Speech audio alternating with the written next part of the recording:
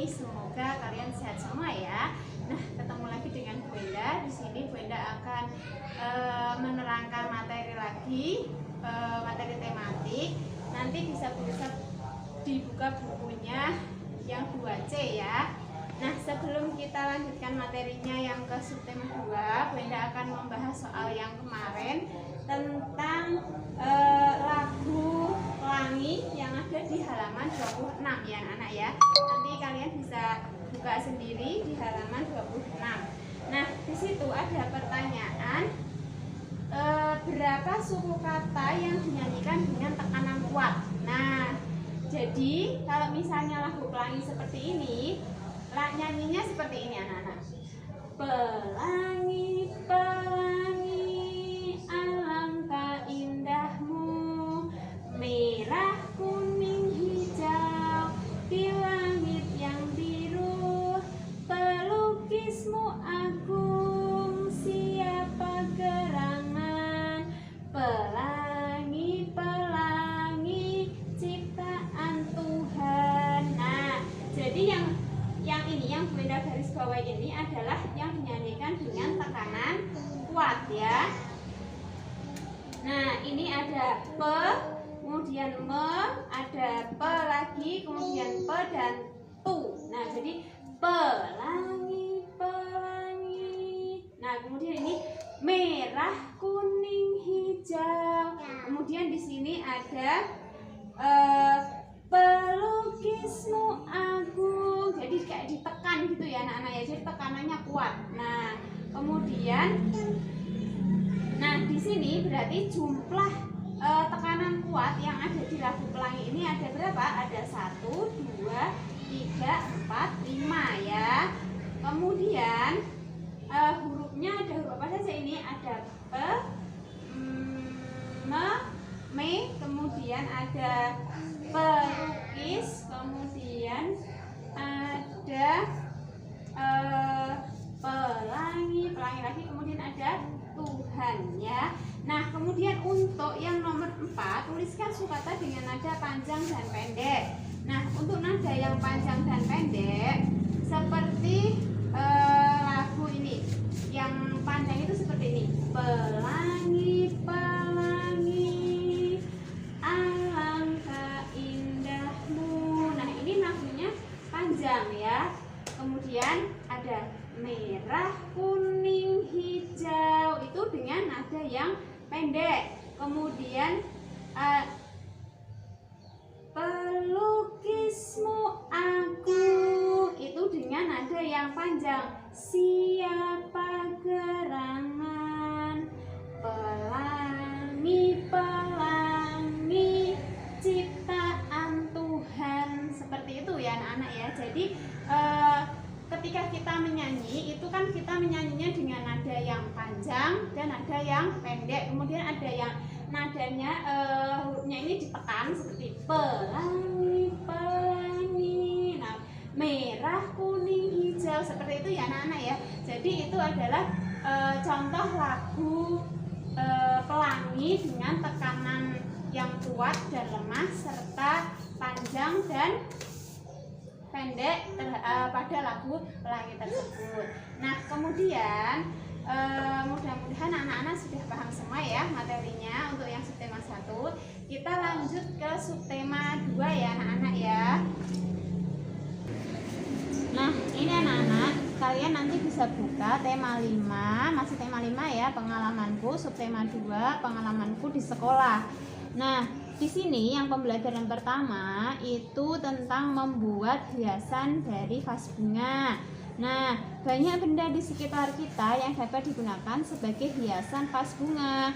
Hiasan-hiasan tersebut berasal dari bahan alam ya, maupun buatan yang telah tersedia di alam. Bahan-bahan alam yang dapat dibuat hiasan antara lain seperti apa anak-anak? Ada biji-bijian ya, kemudian ada dedaunan kering, kemudian ada cangkang kerang. Nah, ini adalah contoh dari hiasan atau bahan-bahan alam yang dibuat hiasan dari bahan alam ya. Ada biji-bijian itu seperti biji jagung, kacang merah, kacang hijau. Nah, itu dapat digunakan untuk hiasan vas bunga. Kemudian kita lanjutkan lagi ke halaman berikutnya ya anak-anak ya. Itu tentang mendengarkan ungkapan permintaan tolong. Anak-anak nanti bisa buka halaman 28 ya. Nah, di sini Bu Indah akan mencontohkan ungkapan permintaan tolong. Ungkapan permintaan tolong diucapkan saat kamu memerlukan bantuan orang lain. Saat meminta tolong, kamu harus mengatakan dengan santun ya. Jadi kalau meminta tolong kepada seseorang atau kepada teman atau orang tua, kita harus dengan bahasa yang santun. Oleh sebab itu, gunakanlah kata tolong pada kalimatmu. Nah, kata tolong juga dapat digunakan dalam kalimat perintah. Contohnya seperti ini anak-anak. Ibu guru memintaku mengambil buku. Tolong temani aku ya, Komang. Nah, Komang bilang, baiklah, aku akan menemanimu ke ruang guru. Nah, kemudian di sini selanjutnya itu ada contoh percakapan. Kamu disuruh memperhatikan ya. Nah, di mana kalimatnya yang termasuk permintaan tolong? Nah, di sini kamu bisa lihat anak-anak. Nah, maaf Bu, bisakah Ibu membantu kami? Ada apa nak? Kami ingin membaca buku yang ada di rak paling atas, namun kami tidak bisa menggapainya. Nah, ini ada kalimatnya. Tolong ambilkan buku itu untuk kami Bu. Nah, kemudian penjaga perpustakaan bilang, baiklah Ibu akan ambilkan, terima kasih Bu. Nah, itu adalah contoh permintaan, ungkapan permintaan tolong. Nah, selanjutnya anak-anak itu kita mengubah satuan ukuran panjang ya, seperti yang kemarin anak-anak sudah pernah belajar ini di subtema 1. Kemarin sudah belajar sama Bu Enda juga. Ini Bu Enda mengulang sebentar ya anak-anak ya. Ini ada 1 m atau 1 meter sama dengan 100 cm. Nah, kemudian kalau misalnya 100 cm berapa meter? Jadi 1, karena 100 dibagi berapa kemarin? 100 dibagi 100 jadinya 1 meter. Kemudian ada 2 m. 2 m sama dengan titik centimeter sama dengan 200 karena 2 dikali 100 jadi 200 cm. Kita lanjut ya anak-anak ya. Nah, ini ada contoh latihan soal. Nah, 1 sampai 5 nanti anak-anak bisa dikerjakan di rumah. Nah, kemudian yang selanjutnya adalah pengamalan sila pertama Pancasila di sekolah. Sila pertama Pancasila itu bunyinya bagaimana anak-anak? Bunyinya yaitu ketuhanan yang Maha Esa. Nah, pengamalan sila pertama Pancasila di sekolah memiliki tujuan sebagai berikut. 1. Memohon kepada Tuhan agar setiap kegiatan di sekolah dapat terlaksana dengan baik. Kemudian yang kedua, mengembangkan sikap saling menghormati kepada teman dalam menjalankan ibadah sesuai ajaran agamanya. Yang ketiga, membina kerukunan dengan teman walaupun berbeda agama. Nah, itu adalah pengamalan sila pertama Pancasila di sekolah. Nah, lanjut ya anak-anak ya. Lanjut ke pembelajaran ketiga. Nah, di sini ada seperti kemarin menggunakan alat ukur baku. Nah, hasil pengukuran tersebut dapat ditulis dalam satuan meter atau sentimeter seperti kemarin yang Bunda sudah jelaskan itu.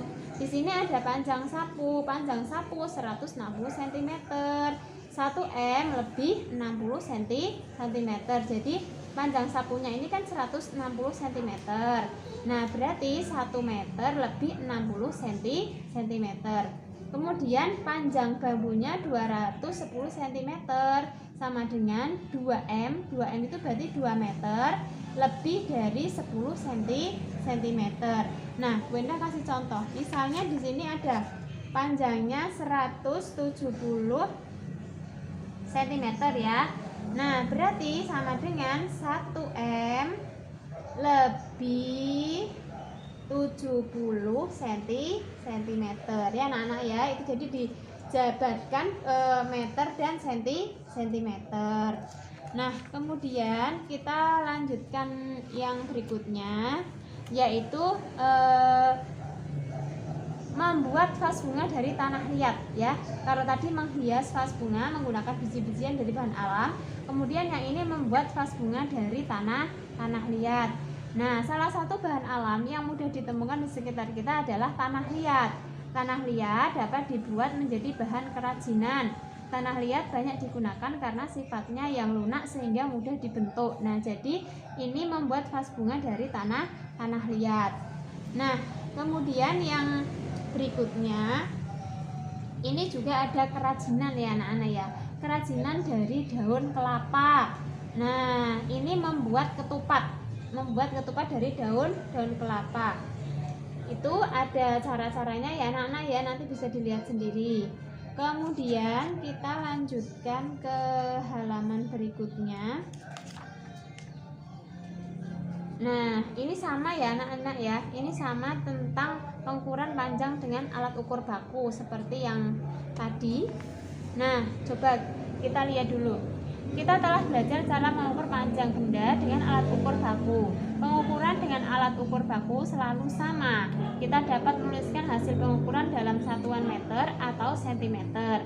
Nah, ini dilihat gambarnya. Jika diukur menggunakan penggaris, panjang bahan itu 4 kali 30 cm. Berarti dikalikan 4 dikali 30 cm sama dengan 120 cm. Jika diukur menggunakan meteran, maka panjang bahan sama dengan 1 meter lebih 20 cm. Jadi 120 cm sama dengan 1 M. 1 M itu 1 meter lebih dari 20 cm. Nah, kemudian kita lanjutkan ya anak-anak ya. Kita lanjutkan ke pembelajaran yang berikutnya, yaitu pembelajaran kelima, pengamalan sila kedua Pancasila di sekolah. Nah, sila kedua itu bunyinya gimana anak-anak? Kemanusiaan yang adil dan beradab. Nah, berikut contoh pengamalan sesuai sila kedua Pancasila di sekolah. Memperhatikan saat guru mengajar di kelas, kemudian ikut memberi sumbangan untuk petugas sekolah yang sakit. Itu merupakan contoh pengamalan sila kedua Pancasila di sekolah. Nah, yang selanjutnya yaitu ini anak-anak, menunjukkan makna kata pada puisi. Nah, setiap kata dalam puisi memiliki makna. Untuk mengetahui makna kata, kamu dapat mengetahuinya dari kamus atau bertanya kepada guru dan orang tua. Nah, ini ada contoh puisi anak-anak tentang petir, karya dari Sufrida. Nanti anak-anak bisa baca sendiri ya di rumah ya. Nah, itu adalah ulasan materi subtema 2. Nanti anak-anak bisa baca sendiri ya di rumah ya, didampingi sama orang tua. Kemudian untuk tugasnya anak-anak nanti bisa kerjakan latihan soal subtema 2 ya. Latihan soal subtema 2 halaman 45 sampai 48 ya anak-anak ya. Nanti bisa dikerjakan di rumah soal latihan soal subtema 2. Anak-anak di rumah tetap semangat belajar ya, jaga kesehatan, jangan lupa sholat, kemudian hafalannya ditingkatkan lagi, terus membaca Al-Biru ya anak-anak ya. Jadi walaupun kita belajarnya dari rumah, anak-anak tetap harus semangat belajar dan terus jaga kesehatan. Sekian dulu dari Bu Enda, nanti kita sambung di video berikutnya lagi. Wassalamualaikum warahmatullahi wabarakatuh.